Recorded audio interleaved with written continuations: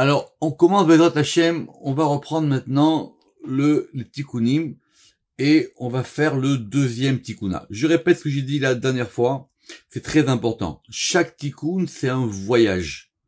D'accord? On en a parlé avec Franck, brièvement. Chaque Tikkun, on vous amène dans un voyage. Et pour voyager, on n'a pas besoin d'amener tout.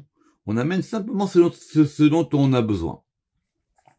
Ça, on l'a vu dans le premier Tikkun, et Bezrat Hashem, Tikkuna après Tikkuna, on verra qu'il y a des longs voyages, des voyages avec des chemins différents, et des voyages qui sont des fois plus complexes que d'autres. Alors, la difficulté donc que je vous ai signalée au début, c'est que le découpage des Tikkuna, c'est très très compliqué. D'accord? Il y a eu plusieurs éditions des Tikkunim, il y avait plusieurs manuscrits, et donc il y a toujours des différences de versions. Ça c'est normal, mais aussi des problèmes de découpage. Alors, exemple, ici, on ne sait pas exactement où commence le deuxième Tikkuna.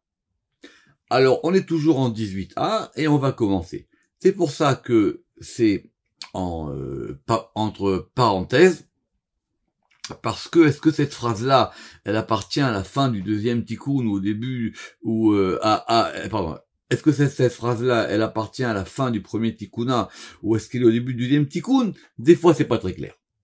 Mais en tout cas, ce qui est sûr, c'est qu'à chaque fois, on revient sur notre point de départ, qui est Bereshit. À chaque fois, ce qui va redonner l'impulsion à un voyage, à un mouvement, c'est Bereshit. Alors, Bereshit bara, Bet et Vadaï. C'est clair que ce qui est important pour le moment chez nous dans Bereshit, c'est cette notion du Bet. Donc on peut évidemment couper le mot entre Bet et Reshit.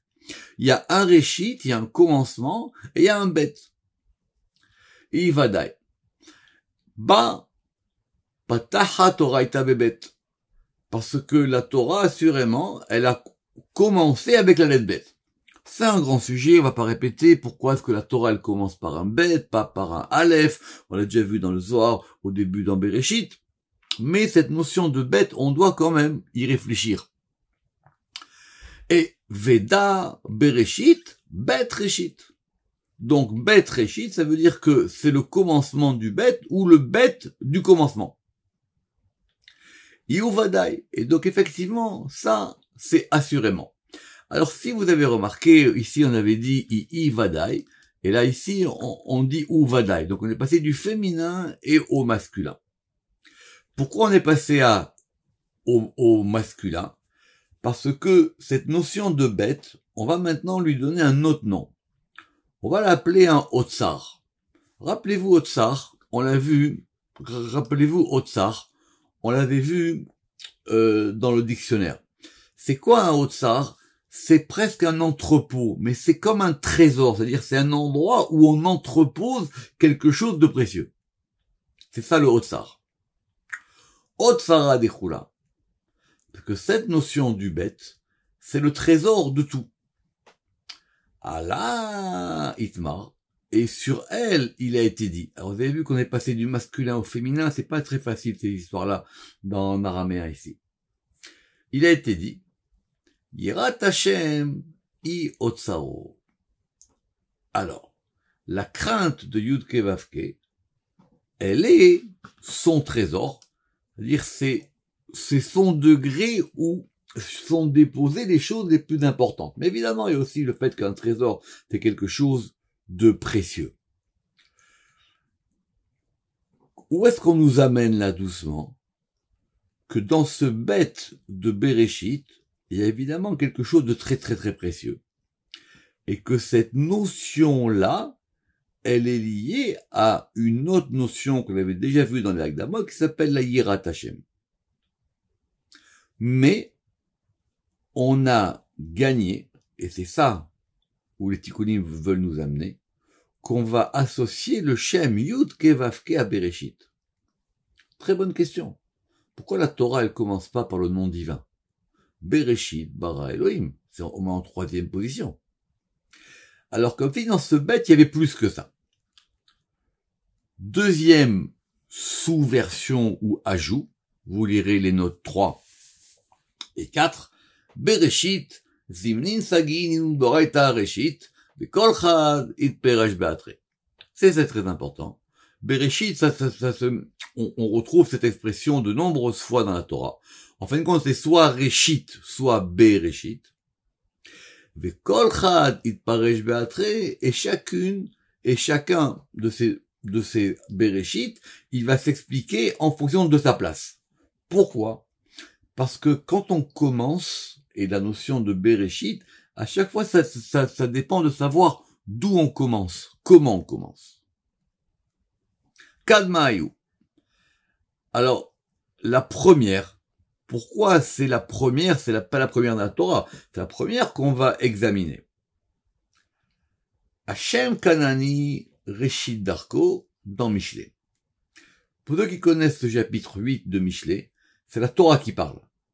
La Torah, elle parle elle-même.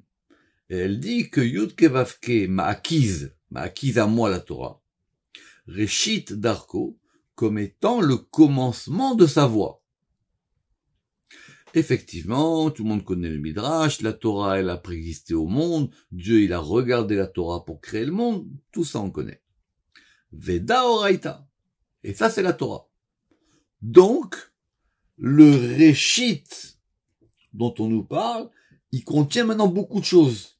Et on va essayer de les déployer, ou de les mettre en mouvement. Veda Oraita. Et dans la Torah, des idbata meunekude ve'advan. Et qu'il y a dans la Torah, effectivement, dans sa forme matérielle, des signes de cantillation, des points voyelles et des lettres, bien que dans le Sefer Torah, vous savez, on n'a que les lettres. D'accord? Donc c'est la Torah au sens général. Vechama pikudin dease velatase, et de nombreux commandements qui sont du faire et de ne pas faire, des commandements positifs et des commandements négatifs. Admettons ici, on parle de la Torah de façon générale. Mais on a lié cette notion de Reshit à la notion de Yud Kevavke, à la notion de Torah elle-même. La Torah, finalement, elle est le déploiement d'elle-même, ou elle est le déploiement de ce Reshit. Dekulu talian beshem Yud Kevavke, parce que tous dépendent du nom Yud Kevavke. Donc, plaçons le Shem Yud Kevavke au début. À Daoudirtiv, Ze Shemi le'olam veze zichri ledordor. Verset très connu dans l'Exode 3.15. Ceci est mon nom pour le monde. Vous voyez bien que c'est là on parle de ça. Veze zichri ledordor. Et ceci est mon souvenir. Et ceci est mon souvenir. De génération en génération, les d'or, pour génération en génération. Aboulafia, il fait remarquer que, il n'y a pas qu'Aboulafia d'ailleurs, que vous avez bien vu que dans d'or, c'est écrit de façon défective, il n'y a pas de vav, ça, c'est expliqué dans Horasirel. Et sur ça, on va faire une dracha, qui est très connue. C'est quoi cette dracha? Qu'est-ce que ça veut dire quand il a dit que Yud Kevavke, Zeshemi le'olam, il est mon nom pour toujours, et il est un souvenir. Donc il y avait deux parties dans le nom. Il y avait le nom, et le fait que ce soit un nom qu'on doit mentionner. C'est un nom qui doit toujours être là. Le roi David, il a dit, Shiviti Hashem nalitamid. Il a dit, j'ai toujours placé ce Shem Yud Kevavke devant moi. Rabbi Chaim Vital, il dit, au début de Sharwa Ruach HaKodesh, que une personne qui veut commencer à méditer, la première des choses, c'est qu'il se place toujours devant lui le Shem Yud Kevavke. Alors, c'est une dracha très très connue, Shemi im Yudke. Si vous prenez Shemi, les lettres Shin, Mem, Yud, avec les lettres Yudke, qui sont les deux premières lettres du Shem Yud Kevavke, vous allez avoir Shasa.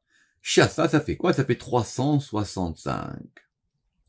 365, c'est le nombre des commandements négatifs de la Torah. Donc celui qui, on dit pas qui fait, mais celui qui en fin de compte se préserve des choses, alors il est lié à ce Shem Yudke. Et à l'inverse, celui qui ne se préserve pas, alors le Rama qui dit, il endommage, si on peut dire ainsi, le principe de Yudke. Et Zichri, la deuxième partie du verset, Im Vavke, et Zichri avec Vavke, ça fait 248. Et 248, effectivement, ça correspond au nombre de commandements positifs de la Torah, et de même, celui qui transgresse ces commandements positifs, il endommage cette notion de à la fois de la mention et à la fois de Vavke. Comme s'il y avait 2 degrés. Il y avait un degré, vous savez que les mitzvot lota, c'est de ne pas faire, et les commandements assez, c'est le fait d'agir. Comme si dans cette distinction entre le fait de ne pas faire une chose et le fait de faire une chose, sont 2 degrés différents.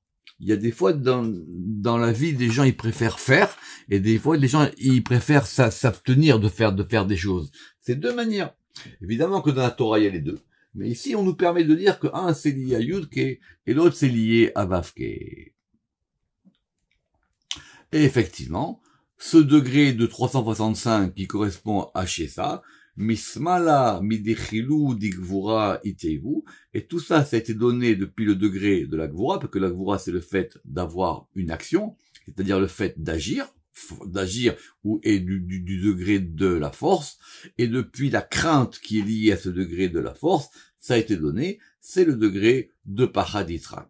Intéressant, parce que si on revient juste, quand on a dit que Shasa, c'est du côté de la Gvura, et que donc Zichri, ça serait quoi? On nous dit pas.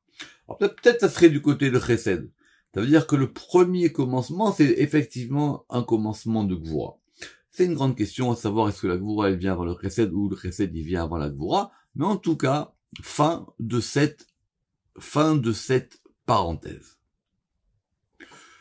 Alors, on peut supposer que le deuxième tikkuna proprement dit commence là. Comment on avait terminé le premier tikkuna? On avait terminé le premier tikkuna avec cette notion de la shrina. Vous vous rappelez? Le fait qu'on voulait être lié avec elle, le fait qu'on ait un sceau, une marque, une inscription. Et donc, on revient là-dessus. Shrinta bet, vadai. Et donc la shrina maintenant, c'est bête. Pourquoi? Parce que bête, c'est une maison. C'est quoi la shrina finalement? C'est le fait qu'il y ait une demeure divine. Le fait que Dieu existe, c'est une chose. Mais le fait qu'il ait une demeure, qu'il puisse avoir même une présence, c'est pour ça que des fois on traduit la shrina comme étant la présence divine ou la résidence divine, c'est lié à ce degré du bête. Parce que si Dieu, il n'est pas présent sur terre, la création, elle commence pas. Vadaï. Ba pataha Torah et bebet. Et c'est pour ça que la Torah, elle a, que c'est par ce degré du bête que la Torah, elle a commencé. Veda Bereshit, effectivement, c'est ça Bereshit, c'est le bête qui a un Réshit. Le commencement, c'est la Shrina elle-même. Je répète ce que j'ai dit la dernière fois, tous les tikkunim, c'est lié à cette notion de Shrina. Veda Otsara Dechula, et c'est ça, ce trésor qui contient tout. Ala Itma, et sur ça, il a été dit, alors, le Rama qui dit que pour expliquer ces différences entre le masculin et le féminin. Ici, vous avez dit qu'on a dit Allah. Sur elle, ça veut dire ici sur la lettre bête. Yirat Hashem Iotsaro, et donc les 2 versions se rejoignent, et la crainte de Yudke Vavke, c'est son trésor, Veda Tikuna, et voici un Tikuna, donc apparemment c'est ici le début du deuxième Tikuna. Mais remarquez, on nous prend par la main. On a compris maintenant que Réshit était lié à ce degré de la Shrina. Et ce degré de la Shrina qui est lié à ce degré de Yudke Vavke, il est lié à une notion qui s'appelle la Yira. Tout ça, ça avait déjà été évoqué dans l'introduction. Alors, on va commencer proprement dit le deuxième Tikuna avec une nouvelle permutation de Bereshit. Bereshit, Taman, Yirat, Yudke Vavke. On prend Bereshit, et dans Bereshit, on va avoir le mot Yirat, Yud, Aleph, Resh, Tav. Donc, on découpe les lettres. Donc, dans le mot de Bereshit, il y a la Yirat. Alors évidemment, la Yirat, c'est la forme construite. grammaticalement, parce que sinon ça serait la yira. Donc c'est la yira Tachem, c'est pas la crainte, c'est la crainte de Yud Kei Vav Kei. C'est quoi ce degré de crainte de Yud Kei Vav Kei? C'est une très très grande question. Rappelez-vous qu'au début du Zohar, on avait expliqué que la yira, c'était pas le fait d'avoir peur. C'est pas comme ça qu'on va commencer les choses. Si les gens ont peur, ils peuvent rien faire dans la vie.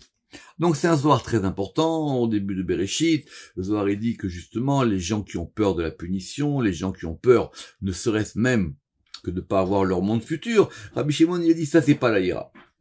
La yira, ça commence par le fait de prendre conscience de la grandeur des choses. Et la grandeur des choses, effectivement, elle va amener peut-être que l'homme, il aura en lui cette notion de crainte. Mais c'est pas qu'il a peur. Si quelqu'un, il prie parce qu'il a peur, alors c'est un peureux. Et toute sa vie. Donc en fin de compte, on prie uniquement, le Zohar il dit, parce que t'as peur qu'on te prenne ta maison, t'as peur de pas avoir d'argent, t'as peur de ça. Donc ça veut dire que t'as un rapport d'esclave avec Dieu. Ça, on l'a déjà vu plusieurs fois dans le Zohar. Mais cette notion de Yira, qui est liée à la notion de la Shrina, elle est dès le commencement. Ah, et si j'enlève Yirat de Bereshit, il me reste quoi? Ma Ishtar, et donc qu'est-ce qui va rester? Il reste les lettres Shin et Bet. D'accord? J'ai enlevé Yud Resh Aleph Tav, il me reste un Shin et un Bet. Ça veut dire quoi, Shin et Bet? Ça fait le mot Shev. Ça veut dire le fait de s'asseoir, le fait de se poser. Veraza Demila. Et quel est le mystère de cette chose? Comment est-ce qu'on va mettre ensemble ces deux notions de la Yirat et du Shev? Et on est passé au folio 18b. Shev Beyirat Hashem. Reste dans ce degré. Quelque part, pose-toi là-dedans. Pose-toi dans ce degré de la Yira. Pourquoi? Ve'im ledechilou let chochma. Parce que c'est comme ça que tu vas pouvoir accéder à la sagesse. Kema deukmoa imen yira en chochma. Alors, on va lier la notion de yira à la notion de chochma. Or, pour passer de l'un à l'autre, il faut qu'il y ait une position. Shev en hébreu, c'est-à-dire s'asseoir littéralement. Le Ramak, il explique ça magnifiquement dans la note 17. Car c'est en s'asseyant, en restant, même on aurait pu dire en s'installant dans la crainte de Yud Kei Vav Kei, qu'on pourra accéder ou comprendre la sagesse, la chorma. Et évidemment, les Tikkun HaZohar, ils savent très très bien que vous savez que Réchit, c'est Réchit Chorma. Que le commencement, c'est la sagesse. C'est-à-dire quoi la sagesse? C'est pas la sagesse, on a dit plusieurs fois, d'avoir de l'expérience vitale. C'est pas, ça s'appelle la sagesse, ça s'appelle je sais pas moi, du vécu, on va dire. C'est pas ça. La sagesse, c'est le fait d'être à l'écoute des choses qui viennent d'en haut. Begin deira I otsara le chorma. Parce que la yira, la crainte, elle est un trésor pour chorma. Alors, le verset, il a dit quoi? Yirat Hashem I otsaro. La crainte de Yud Kei Vav Kei, elle est son trésor. Mais c'est quoi le trésor? C'est le trésor de chorma. Temiru dila, elle est son enfouissement. Ce degré de la chorma, il est enfoui, il est caché dans le degré de la yira. Beita de Malka, et c'est ça la maison du roi. C'est le lieu où le roi, qui est lié à la sagesse, il peut être visible, ou il peut se dévoiler de façon extérieure. On va reprendre, c'est important, les notes 21-22. On relit. Begin deira yotzara le chorma. Parce que la crainte, elle est un trésor pour chorma. Et elle est son enfouissement. Gnizu dila. Temiru dila. Donc, de qui on parle? De la yira. Donc, la chorma, elle est le degré enfoui de la crainte. Note 20. Ça veut dire que Chorma, elle va se cacher dans Yira. Elle est cachée là-bas. I temiru dila, et ça cache. Pourquoi? Parce qu'il y a une différence, évidemment, le Ramak fait remarquer, entre le fait qu'une chose soit ganize, et une chose, le fait qu'elle soit tamir. Ce sont 2 degrés d'enfouissement. Est-ce que c'est, et apparemment, tamir, c'est moins fort que ganize. Tamir, c'est quand une chose, elle est juste cachée. On met un truc dessus pour pas qu'on voit. Mais ganize, c'est vraiment que c'est au fond. C'est encore plus caché. I beita de Malka. Et elle est la maison du roi. Ça veut dire quoi? Que cette Ira, elle est le lieu où le roi, parce que le roi, il est lié à Chorma, on peut le voir. Donc, le premier degré de Bereshit, c'est que s'il n'y a pas de Chorma, si on n'a pas cette perception des choses de l'influx divin, c'est ça Chorma, hein. D'accord? Vous vous rappelez que Chorma c'était Koachma, revoir dans le dictionnaire. Si on n'a pas cette perception de cette force-là, alors les choses, elles ne commencent pas.